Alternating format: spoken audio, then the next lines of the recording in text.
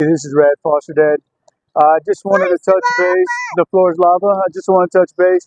I get a lot of questions about fostering. I wanted to hit on the top three that I get. Um, and I got little Ducky over here. Say hi, Ducky. And we're breaking up his routine. That was loud, yeah. Breaking up his routine in the mornings or grocery shopping before I drop him off.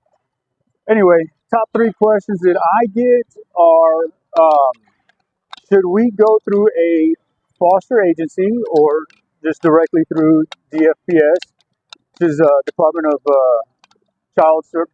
I don't know, the Child Protective Services, right? Or should we go through the agency? Another question I get is, what is a CASA? Should we get a CASA? What is the benefit of a CASA, right?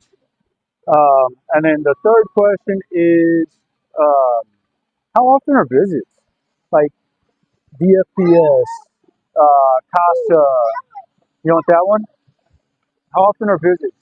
DFPS, CASAs, lawyers, um, caseworkers, all of that. Are you hungry? Yeah. Uh, so let's hit on question number one. Should we go through an agency or should we, go directly? Not right now. You're not going to eat it right now. Or should we go directly through CPS? Now, my suggestion and the reason how come we're going through an agency, and if you have questions about the agency that we use or what to look for, hit me up. But um, the the reason how come we go through an agency, I'm messing up your bread stack, man, um, is because they are an advocate for us. The kids have advocates in several different ways.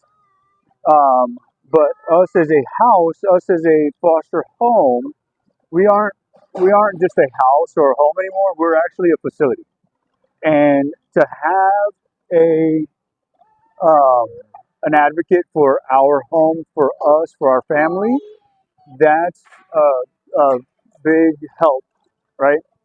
So that's why we go through an agency rather than just directly through DFPS because um, it helps us out. Takes a lot of the legwork out for us. Um, if there's any questions, they they field them during hearings in court. They are advocates for our home. Like if we're going to adopt, or if when we were going through the adoption process, they were advocates as far as how well we took care of the kids, how beneficial we are for the kids. Um, is that loud? Yeah. Sorry, buddy. How beneficial we are for the kids, as well as um, we're the right fit, right? Or not the right fit, but for in our case, whenever we adopted our three, we were the right fit in a lot of people's eyes, and so that was a good thing, right? Now, um, if you go directly through GFPS, you know the there's benefit. There's one major benefit that I can see there, and that is you have less people to visit. Right now, hit up on the visits in a little bit, but less people to hit your house up, less people that come through on a monthly basis. You're cutting out a middleman. So by not having an agency and going directly through DFPS. Now, another question I get, and this is something not a lot of people know about. So whenever I bring it up, or they've heard it through the grapevine and ask about it, but what is a CASA, right? It's a court-appointed advocate for the kid. Okay, I forget what the S stands for, but it's a court-appointed advocate for the kid. They are like it's almost like a big brother, big sister program, but they're volunteers who all the CASAs that we've had are volunteers that are like retired children's family court lawyers. They're retired from DFPS. They're retired from agencies, and so, or like teachers. Okay, so they've got these great relationships that they've had with kids. They've got these great relationships that they can, or this great experience that they can bring to the table in order to be advocates for those kids. And so um, that's what a court appointed, that's what a CASA is. We always, you want orange juice? Always ask for a CASA for our kids because we're in our kids' corners, but we love having other people. In my opinion, the more people that are in this kid's corner, the better. Um, the more people that are connecting with the little one, the better. There, he wants to hold the orange juice. Um, the more, the more people that can vouch for and take care of the kid, um, and really bring something to the table in a positive light in a pretty crappy situation, the better. So that's what a CASA is, and my suggestion is always ask for a CASA.